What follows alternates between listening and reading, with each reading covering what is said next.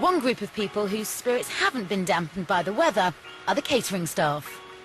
Wish we were invited. Not working. 116 waiters and waitresses, all with silver service experience, have been bussed in from London. But they didn't actually find out who they'd be working for until they arrived at David and Victoria's gates. Absolutely massive. Huge. It's amazing. Looks like a doll's house. The candles are lovely. Oh, wow. I had a feeling that it might be something like this, but I thought, oh no, that can't be real. And then we found out on the bus, and it was just amazing to be doing something like this. Yeah. In the pouring rain. I have to say I'm actually quite nervous. This is probably the most prestigious event I've ever done, and I don't know, it's sort of about, God, who am I going to drop a fork on? Who am I going to spill a glass of champagne over? It's not going to happen, but it's something you're nervous about, definitely. We would love to be there in our best dresses. That'd be gorgeous, but there you go. We get to serve people, so, I mean, it's just as good. Last to arrive on the big day are the chefs. There are 41 of them, and they'll have to be at the top of their game to deliver Gordon Ramsay's menu to the standards that he always demands. Got your spare backup hot cupboards and turbos down there. Lindy Redding is the head of the catering firm, and responsibility for getting the food right on the night rests with her. Excited? No, not really. Nervous? Quite nervous. This one's a little bit different because obviously it's big and it's got some very important people. We're doing 4 courses, so it's quite a big menu. And there is an awful lot of produce. So we had 300 chickens, so we've got 600 portions. 30 cases of tomatoes for the consommé, 90 kilos of tuna, 1,200 courgettes. When I first got involved in the party, we realised the sort of level of people that were coming here, and the vast sort of different people that were coming. There would be some different dietary requirements for vegetarian option, vegan, dairy-free. We did a no-carb one, but no one's actually said they don't want any carbs. It might just be 4 courses, but with all the variations and 5,000 canapés to prepare, it's a menu for only the most experienced of chefs. We couldn't have had your lasagna, could we, for dinner? Well, we couldn't. It's good, though. Don't knock it.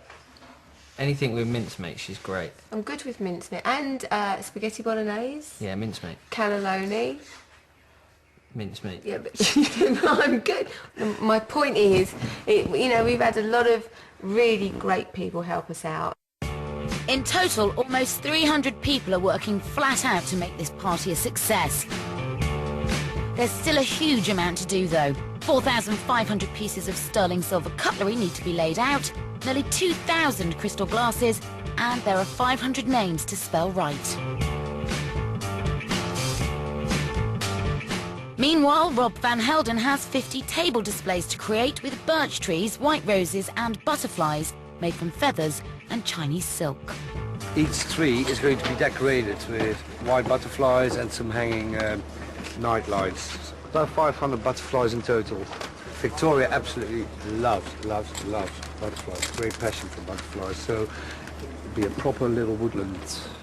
If he finishes them on time, Rob's table displays will be a huge talking point.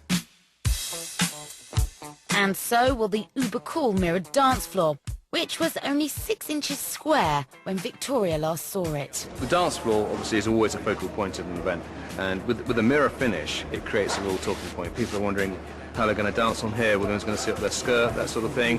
It's quite an amazing effect, and also when you project the lighting onto here, then it just projects all over the ceiling as well, and it will look like a swimming pool. This is all going to stay protected right up until the last minute, sort of 7:30, 7:45. This will be the last thing to be done. Time is ticking by, and to add to the tension, the host comes to check on progress. I came in here last night and I was like, oh God, there's so much to do, but then it was like that the last time we done it, so but it's amazing. We've actually got 13 on this table at the moment. Is Ronaldo on that table now? Yeah, he is. Yeah. Good? Yeah. Lucky number? Yeah. I would shake your hand, but it's, am I allowed to with? Yeah? You alright? Thank you for today. I just take a double look first of all. I sort of caught his eye and didn't realise I had to sort of take a second glance, but yeah, it was quite cool meeting. See you later. As soon as he came in the room, everyone was quite excited. Said hello. Friendly. Having set a few hearts fluttering in the kitchen, David continues his tour with the unflappable Peregrine, who seems to have everything under control. Yeah, everyone takes their seats. Ray Winston's going to walk up and say, welcome, have a great evening. He still makes mistakes, Peregrine. Peregrine, well, what's he done? Took me around the marquee this morning. So we're walking round and James Brown's people was doing the rehearsal. So I went backstage and James Brown's son's there. So I get introduced to him, and then James Brown's next to him. And Peregrine goes up and says, David Beckham, you know, this is James Brown. And I was like, you know, really nice to meet you, I'm really honoured. And I was like, really doesn't look like him. I've never met him in the flesh, but really doesn't look like him. So I'm thinking, I'm sure that's not him. It can't be him. So then I rung Peregrine up after. I said, are you sure that's James Brown?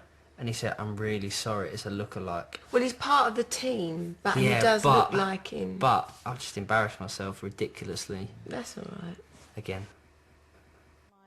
Back in the marquee, Catherine Fuller's trying to keep a track of who's coming and making sure that they'll actually get in when they arrive. Because what's happened is that a lot of passes have gone missing in the post. However, most of them are footballers. Jamie Carragher, Peter Crouch, Jermaine Defoe. If you see a footballer, just be on the ball. No pun intended. Sorry. The list of partygoers is changing by the second. Last night there were 476 confirmations. This morning there were 482.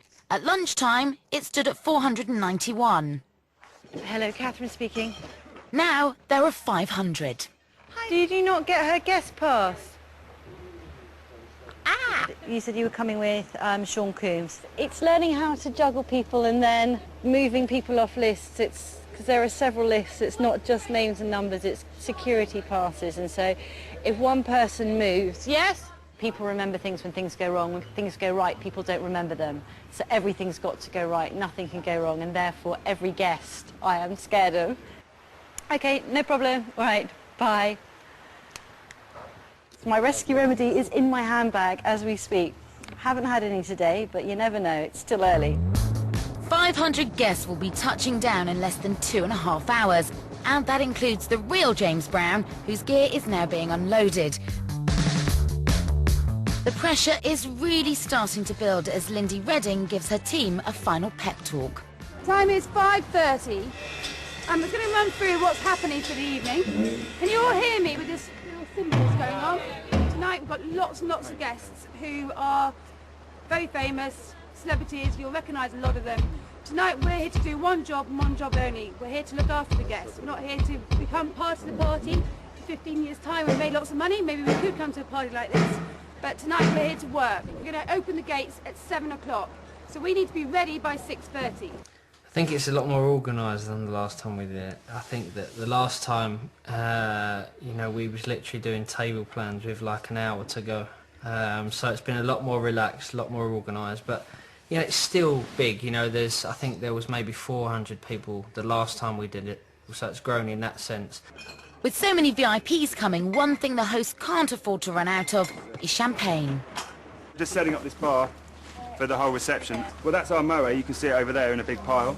90 bottles of Moët and Rosé, which is, I can't even work out in my head how many glasses really. Probably about 1,000 glasses, no, probably 2,000 glasses, something like that. So I think they're going to drink quite a bit tonight. To create the party of the year, everything has to run with military precision. All diners on a table should get their food delivered at the same time, so the waiters and waitresses practice exactly what they'll do on the night. If you've got 10 guests on a table, you're sending out 5 staff, 2 plates each, so they all put it down together, walk away together, just to, you know, just make it look a lot nicer. Gordon Ramsay won't be in the kitchen himself tonight. He's under strict instructions to enjoy the party. But he has sent down his right-hand man, Mark Askew. Other key areas, the tuna. Putting the tuna on the plate, full concentration, the paper has to come off both sides of the tuna. And Mark's clearly picked up more than just culinary skills from Gordon. We don't want plates coming back from the restaurant with cling film or greaseproof paper on them, so can we be double careful on that? You're all aware of it now. I don't want to see anything coming back from the restaurant. There's just an hour to go before the guests arrive, and David and Victoria have popped